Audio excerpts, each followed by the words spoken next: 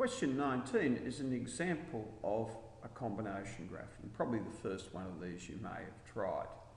Now, in these instances, the information given probably needs to be reinterpreted so that you have a series of plot points. Looking at the question, you've got three distinct sales ranges and hence commission points, which would be sales dot comma commission. So if I'm earning or selling nothing, I earn $100. That's often called as a retainer. Now selling $1,000, you can see that it's $100 I will earn at that point. The next step, or the next combination section, segment I should say, starts at 1,100 and goes through to 4,000. Looking down, I know if I earn 4,000, I get paid 550. The next distinct segment from 4,000 to 8,000. 4,000 is 550. The same point, this is a continuum, going to 8,000. Now what I did there, I had to find the point for sales of 8,000. So it's 550 plus 30 cents in the dollar, or 30% of the difference between 8,000 and 5,000. As a string on my calculator, 1450.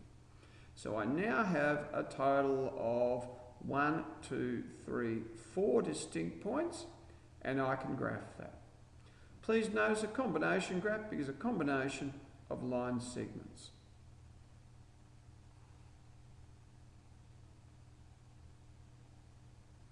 It's a very similar structure in the case of number 23.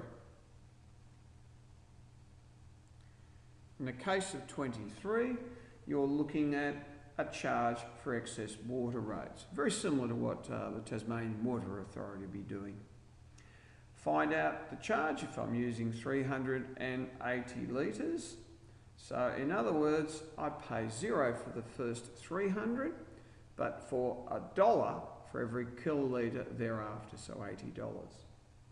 In B, using the chart, $200 plus 2 times for every kilolitre used above that, 200 gives me 600.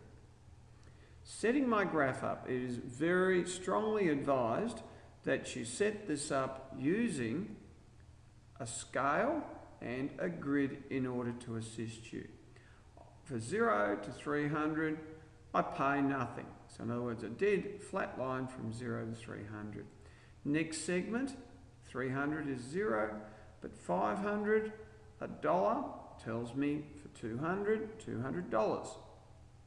And then 500, 200, I had to actually find that last point. So $200, $2 for every litre in excess of the 500, which is 300, 800, take the 500, gives me $800 in charge. The important thing to follow always when you're doing your combination graphs is to ensure that you have a grid and recognise the points.